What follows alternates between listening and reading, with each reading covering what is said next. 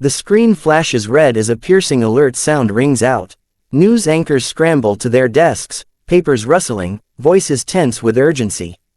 The camera zooms in on a stunned anchor with furrowed brows, gripping a news bulletin in her hand.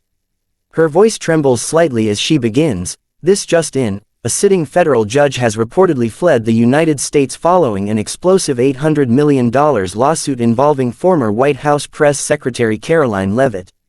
The studio goes silent except for the anchor's voice as she continues, "The details are still unfolding, but what we know so far has left both legal experts and the public in complete disbelief." The screen cuts to a rapid montage. The front of the courthouse surrounded by police cars, reporters shouting questions into the chaos, and a breaking ticker tape crawling across the bottom of the screen reading, "Judge on the run, National Security Alert." Cameras outside the courthouse show law enforcement setting up barricades as onlookers gather, whispering and holding up their phones to record. A sense of panic and disbelief grips the scene.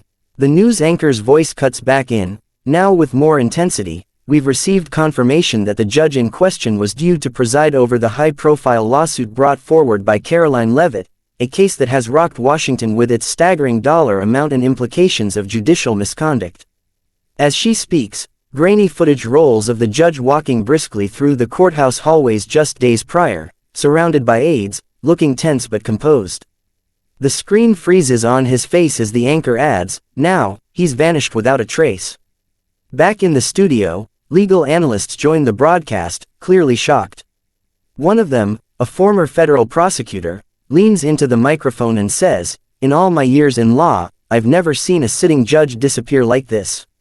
This is beyond unprecedented, it's a constitutional crisis in the making." The anchor nods solemnly, then shifts to an exclusive statement just received from the Department of Justice. "We are currently pursuing all leads and coordinating with international agencies to locate the missing federal judge. We urge the public to remain calm and await verified updates." The tone grows darker as surveillance footage of the courthouse parking lot is aired. A black SUV with tinted windows peels out just after midnight, license plates covered. Investigators believe it was the vehicle that transported the judge to an undisclosed airstrip. The news report then cuts to a chilling audio recording from an anonymous courthouse staffer whispering, "He was panicking all week. Kept saying the lawsuit could expose everything he's done. I think he knew the walls were closing in." The video returns to the anchor, her eyes wide, as she states, "It appears this lawsuit didn't just threaten reputations. It may have triggered a complete meltdown within the judicial system." Suddenly, the ticker at the bottom of the screen updates, "Unconfirmed reports, private jet believed to be heading to Switzerland." The anchor reads the update in real time and turns toward the camera with urgency, "Ladies and gentlemen, we are following reports that the judge may have fled to Europe, possibly seeking asylum to avoid facing trial in the United States." The live feed then switches to a correspondent standing outside the judge's now abandoned home. Police tape surrounds the front yard. Neighbors describe seeing unusual activity the night before, black vans, security details, and hurried movement at all hours. The correspondent ends with, "This story is moving fast. Stay with us as we continue to unravel what could be one of the most explosive scandals in judicial history." The grainy, black and white footage slowly comes into focus, revealing a shadowy figure moving with urgency through a dimly lit private airport terminal. Security camera timestamps show the time as 3:14 a.m., a window when most terminals are deserted, making the figure's presence all the more suspicious. The man is wearing a dark overcoat and a baseball cap pulled low over his face, but investigators believe with high confidence that this is the missing federal judge. He doesn't stop or look around, he moves with practiced certainty, as if the route had been planned in detail ahead of time. A second figure, possibly a private security agent, trails behind him, wheeling a single suitcase. No luggage check, no passport control, just a swift, uninterrupted path to a restricted section of the terminal. As the footage continues, the camera captures the judge pausing briefly at a side door. He glances over his shoulder before tapping a code into a keypad. The door unlocks immediately, confirming insider access. The timestamp now reads 3:16 a.m. Moments later, a private jet can be seen through the window in the background. It's sleek, unmarked, and idling with engines already humming. On the tarmac, a ground crew awaits, none of them wearing commercial airline uniforms. This isn't a routine flight. This is a quiet extraction. The footage blips for a second, then picks back up as the judge disappears through the doorway, not once looking back. Inside the studio, a voiceover from the anchor narrates what's being shown to the public for the first time. This is the last known visual confirmation of the federal judge accused of fleeing the country. Law enforcement sources have now verified the time and location as Harmon Executive Airfield, just outside D.C., a facility frequently used by government contractors and international diplomats.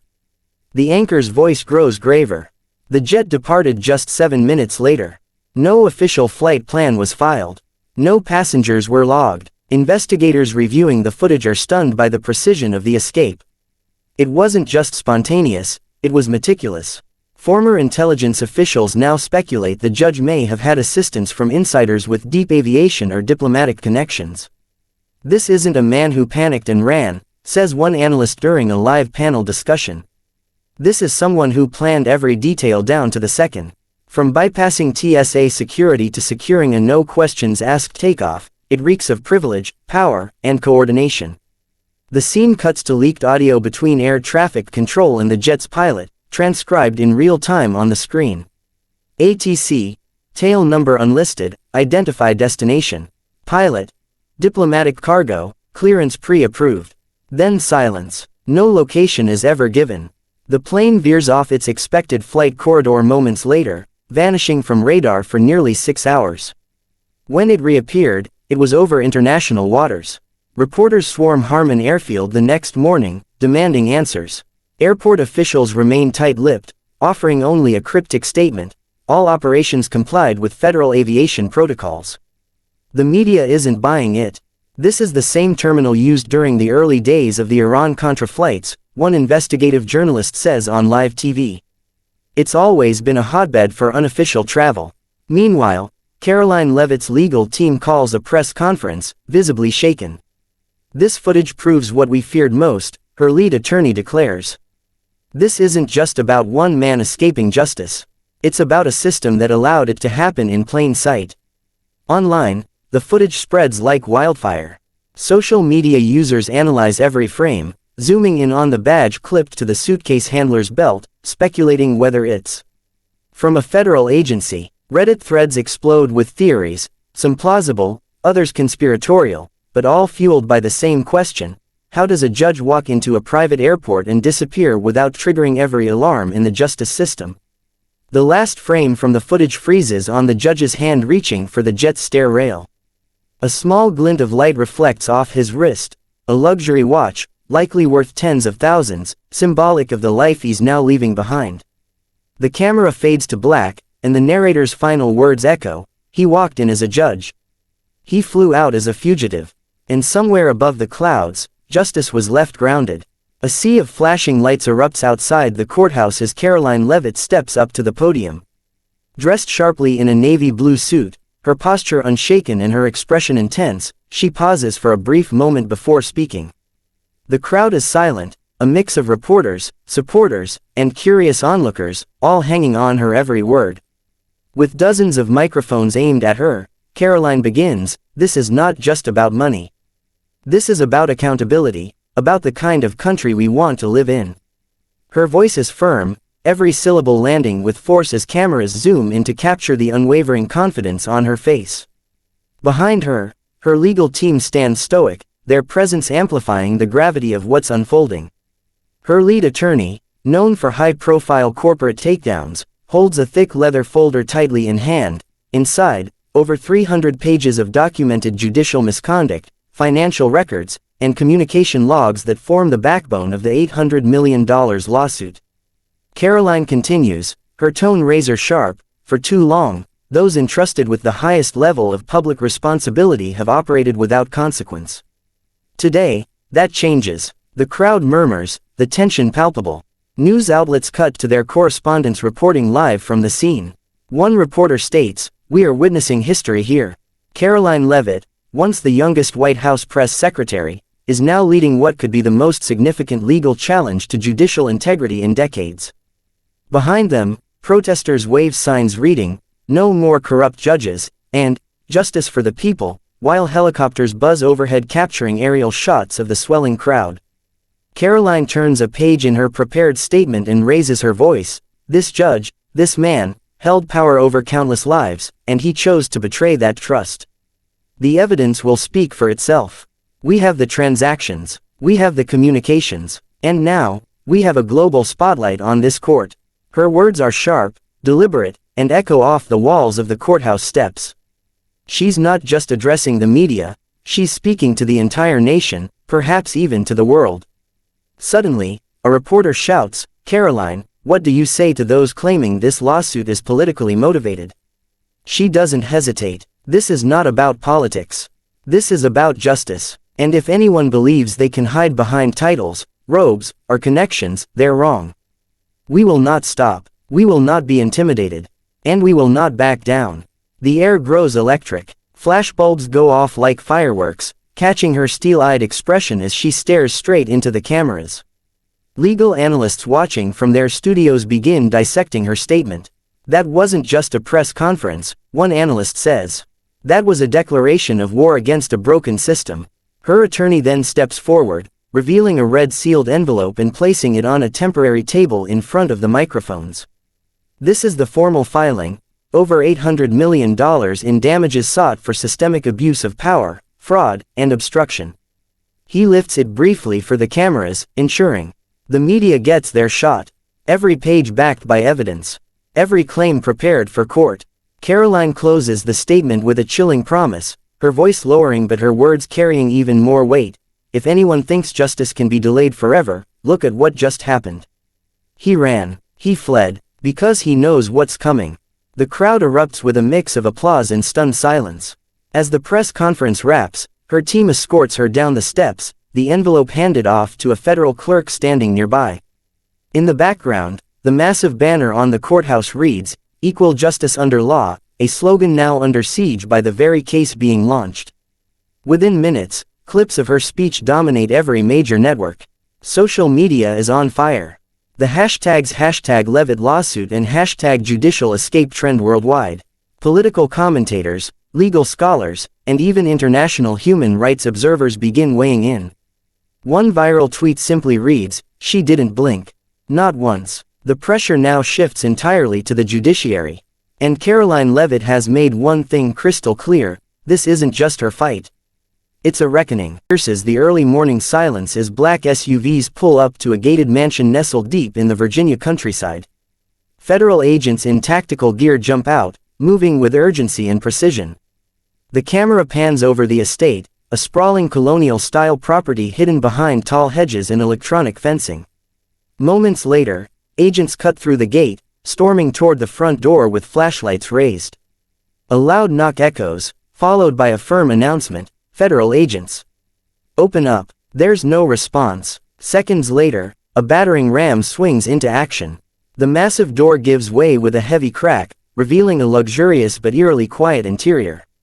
Inside, the agents fan out, sweeping room by room.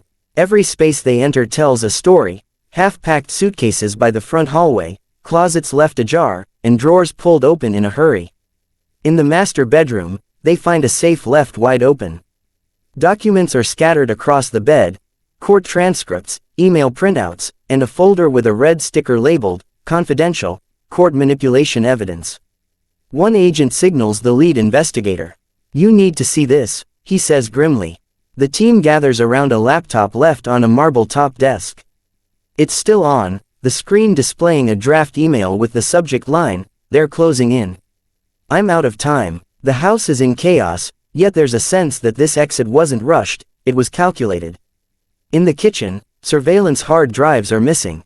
One agent points to freshly cut Ethernet cables and remarks, "He scrubbed everything." In a hidden drawer behind a bookshelf, they uncover multiple passports, some real, others clearly forged. There's also a stack of foreign currency, including Swiss francs, hinting at where the judge may have gone. In the garage, a luxury car is missing from the lineup.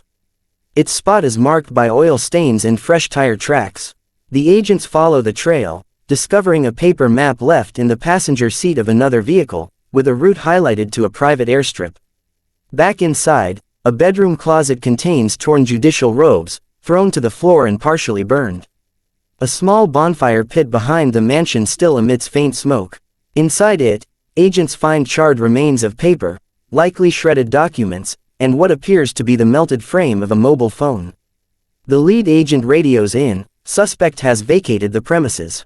Possible international flight, evidence confirms intentional destruction of federal records. Across the mansion, federal crime scene tape is unfurled, marking every critical area. Technicians begin cataloging items: hidden hard drives, encrypted USBs, and a burner phone taped under a desk drawer, still buzzing with missed calls. The local news chopper circles overhead, its camera zooming in as agents emerge carrying clear plastic evidence bags. The scene is now a full-blown federal crime site. Reporters outside the estate clamor for answers as more vehicles arrive, including a forensic van and an unmarked black sedan carrying two Department of Justice officials. One official steps out and addresses the press briefly. "This is no longer just a civil matter. We have significant reason to believe this judge was engaged in a long-term effort to subvert justice from within the federal system." He refuses further questions and disappears inside. A few minutes later, an agent exits the house holding a worn leather notebook. It's open to a page filled with handwritten notes, including cryptic phrases: "pressure point equals sealed indictment, call Zurich," and "they'll never get the disc." The notebook is immediately sealed in a protective bag and rushed to the DOJ vehicle. Forensic teams photograph a peculiar scene in the dining room, an untouched meal, still warm when they arrived. It's clear someone had been there just minutes before the raid. On a glass table nearby sits a handwritten letter, unsigned, that reads, "This country was built on secrets. I'm just the latest one to vanish." The ink is still drying.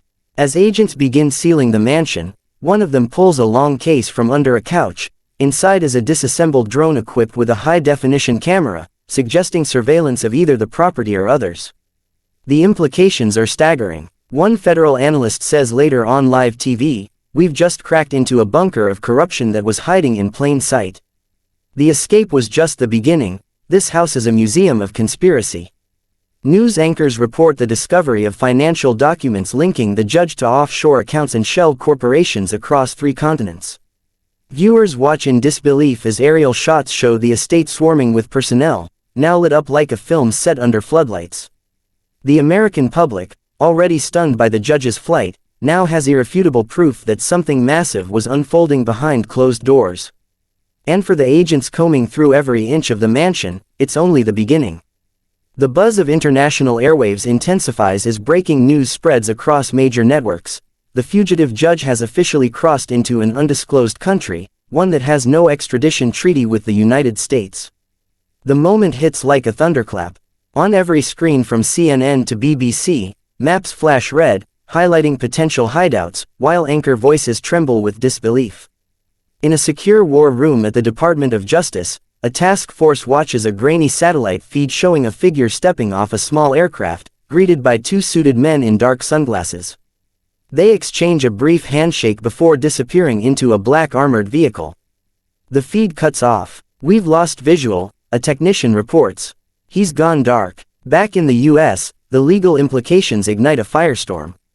Karoline Leavitt's legal team is quick to act, filing a request to freeze every known asset connected to the judge, from luxury homes in Aspen to accounts in the Cayman Islands.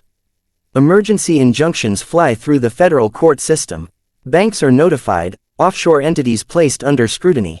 "He can run," Karoline tells reporters during a hastily arranged live interview, "but his money, his history, and his guilt can't hide forever." Her face is calm, but her voice cuts like steel. This is now bigger than one trial. This is global accountability. Meanwhile, whispers of political entanglements begin to surface. A leaked memo from an intelligence agency suggests that the judge may possess damaging information on influential figures, spanning government and private enterprise. One journalist reveals on air that 2 sitting senators have quietly lawyered up. "We're not just dealing with a corrupt judge," she says. "We're looking at a potential cover-up that stretches into the very machinery of power." In a New York studio, a panel of legal experts debates the next steps.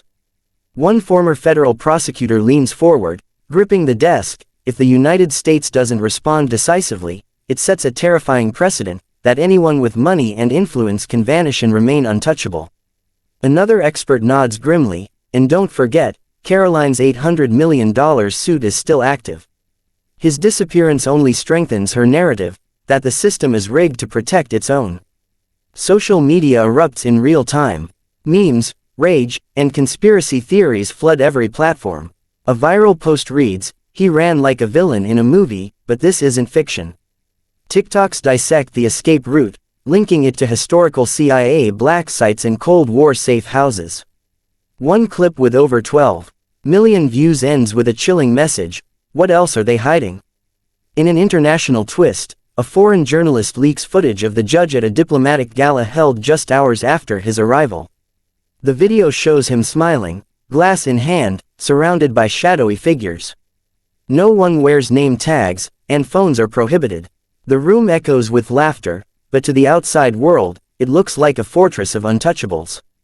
The narrator of the leaked clip whispers, "He didn't flee in fear. He fled to friends." The White House is forced to respond. The press secretary, visibly tense, assures the nation, "We are working with all relevant agencies and international partners. No one is above the law." Reporters fire back with questions. What about the extradition gap? Has diplomatic immunity been exploited? Is the administration protecting him? The press secretary deflects. Trust in government plummets. Back in the States, a growing protest movement rallies behind Karoline. Marches swell in every major city. The chant is simple, angry, and loud: "Bring him back.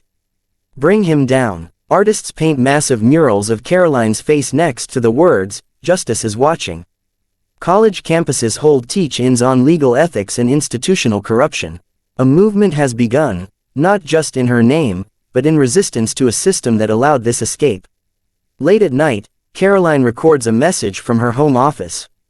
She's tired but determined. "We didn't ask for this fight. But now we're in it. This lawsuit will go forward. We will chase every lead. And we will shine light into every shadow they're trying to hide in. Because the people deserve better. And we're not backing down."